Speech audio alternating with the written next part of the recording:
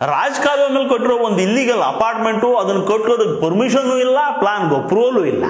ಸಣ್ಣ ರೋಡಲ್ಲಿ ದೊಡ್ಡ ಬಿಲ್ಡಿಂಗ್ ಕಟ್ಟಿ ಅದ್ರಲ್ಲಿ 35 ಮನೆ ಮಾಡಿ 30 ಫ್ಲಾಟ್ನ ಮಾರಾಟನೂ ಮಾಡ್ಬಿಟ್ಟವ್ರೆ. ತಕ್ಕಂಡು ಬಾಯ್ ಬಡ್ಕೋಬೇಕಾದವರೆಲ್ಲ ವೀರ ಕನ್ನಡಿಗರು.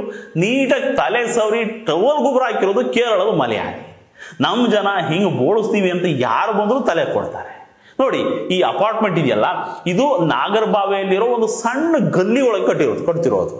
ಇದನ್ನ ಕಟ್ಟಿಸ್ತಿರೋ ಮಹಾಶಯನ ಹೆಸರು ಖಾತಿಂಗ್ ಕುನ್ನುಮಲ್ಲು ಅಂತ, ಕೇರಳದ ಮಲಯಾಳಿ. ಈ ಅಪಾರ್ಟ್ಮೆಂಟ್ಗೆ ಪ್ಲಾನು ಇಲ್ಲ, ಪರ್ಮಿಷನು ಇಲ್ಲ. 5 ಫ್ಲೋರ್ ಕಟ್ಟಿ ಅದನ್ನು 35 ಮನೆ ಮಾಡೋರೆ.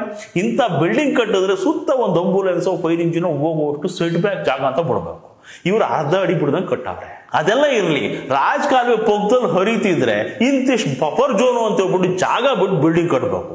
ಇವ್ರು ಜಾಗ ಬಿಡೋದಿರ್ಲಿ, ಅದನ್ನೇ ಮುಚ್ಚಿಬಿಟ್ಟು ಅದ್ರ ಮೇಲೆ ಬಿಲ್ಡಿಂಗ್ ಕಟ್ಬಿಟ್ಟವ್ರೆ. ಹಿಂಗಿರೋ ಅಧ್ವಾನದ ಅಪಾರ್ಟ್ಮೆಂಟ್